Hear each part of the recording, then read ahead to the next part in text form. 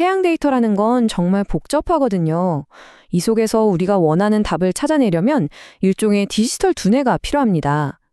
오늘은 바로 이 전문화된 지식 그래프를 만드는 그 아주 섬세한 과정을 함께 들여다볼까 합니다. 자, 한번 상상해 보세요. 모든 것의 시작은 사실 이 질문 하나에서 출발해요. 망망대해처럼 쏟아지는 정보 속에서 과연 어떻게 딱 하나의 답을 찾아낼 수 있을까요? 이게 정말 보통 일이 아니거든요.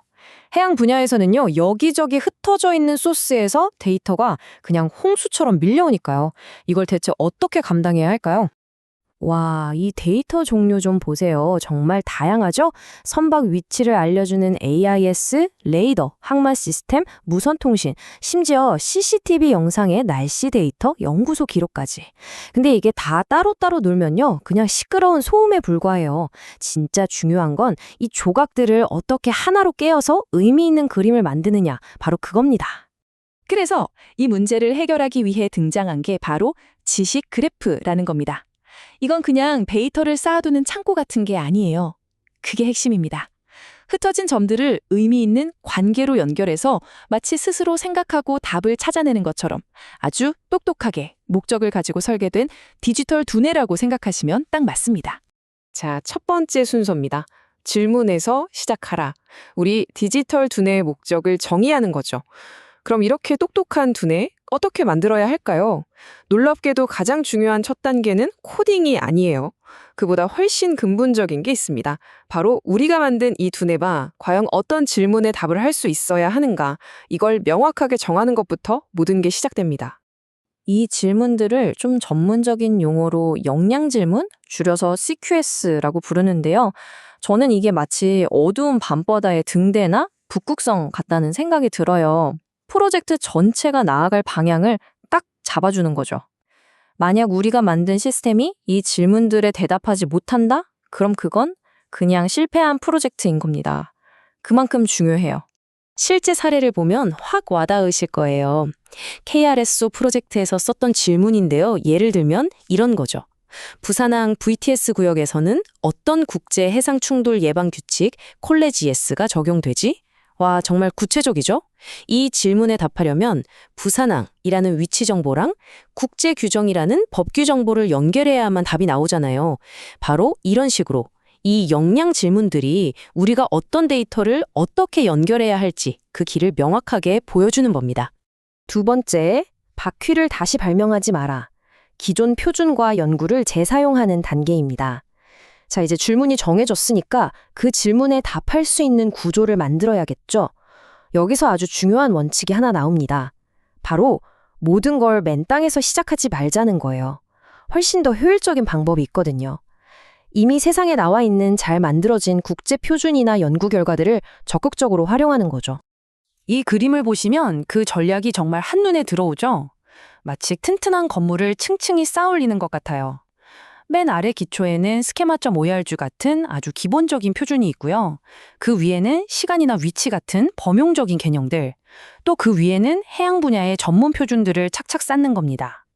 그리고 KRSO가 직접 개발한 건 바로 이 모든 것들의 맨 꼭대기에 자신들에게 꼭 필요한 부분만 맞춤형으로 올린 거죠. 이야, 이게 바로 거인의 어깨 위에 올라선다는 말의 완벽한 예시 아닐까요? 이것도 아주 좋은 예시인데요. 기존에 있던 MAKG라는 연구 모델을 가져온 거예요. 보니까 사고, 선박, 법률 같은 개념은 자기들한테 꼭 필요하거든요. 그래서 채택했죠. 그런데 선원이나 화물 정보는 지금 당장은 급하지 않으니까 다음 단계로 보류한 겁니다. 어떤가요? 무작정 다 가져다 쓰는 게 아니라 우리한테 필요한 것만 쏙쏙 골라 쓰는 거죠. 아주 현명한 접근법이에요. 자, 세 번째와 네 번째 단계는 함께 묶어서 볼게요. 바로 청사진 만들기. 모든 개념을 나열하고 체계화하는 과정입니다. 자, 이제 필요한 재료들은 어느 정도 모였어요. 그럼 뭘 해야 할까요? 바로 집을 짓기 전에 설계도, 즉 청사진을 그려야죠. 이 과정은 크게 두 단계로 볼 수 있는데 먼저 우리 디지털 두뇌가 알아야 할 모든 개념들을 쭉 나열하고요. 그 다음엔 이 개념들을 아주 논리적인 구조로 정리하는 겁니다. 그럼 이 디지털 두뇌가 이해하고 정리해야 할 개념이 총 몇 개나 됐을까요? 무려 147개였습니다. 와, 147개. 이 숫자 하나만 들어도 이 작업이 얼마나 방대하고 복잡한지 감이 오시죠? 이 147개의 개념들을 그냥 흩어놓는 게 아니라 아주 체계적으로 정리해야만 진짜 힘을 발휘할 수 있습니다. 그 구조를 이해하기 제일 좋은 비유가 바로 족보나 가계도예요. 한번 보세요.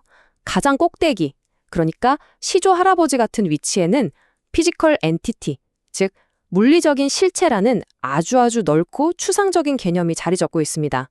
그리고 이 물리적 실체라는 할아버지 밑에 이제 자식 세대가 나오는 거죠. 그중 하나가 바로 vessel, 즉 선박입니다. 어때요?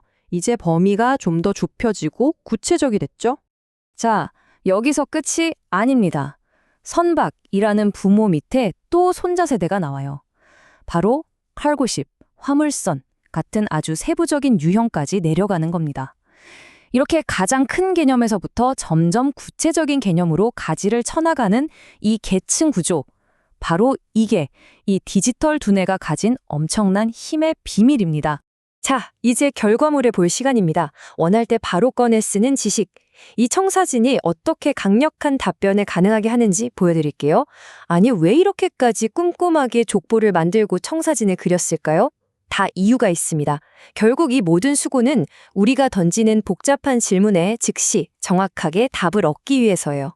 이제 그 마법 같은 결과물을 직접 활용해 보시죠.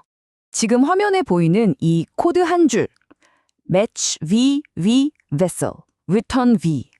이게 바로 마법의 주문입니다. 우리가 공들여 만든 디지털 두뇌에게 던지는 아주 간단한 질문이에요. 그냥 이렇게 물어보는 거죠. 이봐, 네가 알고 있는 모든 선박, vessel, 좀 다 찾아봐. 그러면 어떤 일이 벌어질까요? 바로 이겁니다. 우리는 그냥 선박이라는 큰 카테고리로 한번 물어봤을 뿐인데 시스템이 알아서 그 아래에 있는 화물선, 유조선, 여객선, 어선, 심지어 자율운항 선박까지 모든 종류의 배를 한꺼번에 쫙 찾아서 보여주는 겁니다. 우리가 일일이 화물선 찾아줘, 유조선 찾아줘 할 필요가 전혀 없는 거죠.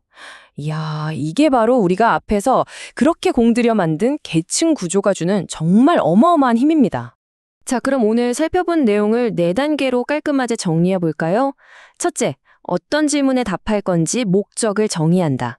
둘째, 맨 땅에 헤딩하지 말고 기존의 좋은 것들을 재사용한다. 셋째, 필요한 모든 개념들을 빠짐없이 나열한다. 그리고 마지막 넷째, 이 개념들을 족보처럼 계층 구조로 정리한다. 이 4단계가 바로 세상을 이해하는 강력한 디지털 두뇌를 만드는 핵심 레시피라고 할 수 있겠습니다. 오늘은 드넓은 바다를 위한 지식의 지도를 어떻게 그리는지 함께 봤습니다. 그런데 생각해보면 이런 복잡한 세상이 어디 바다뿐이겠어요? 이 강력한 방법론을 가지고 있다면 우리는 과연 또 어떤 복잡한 세계의 지도를 그려낼 수 있을까요?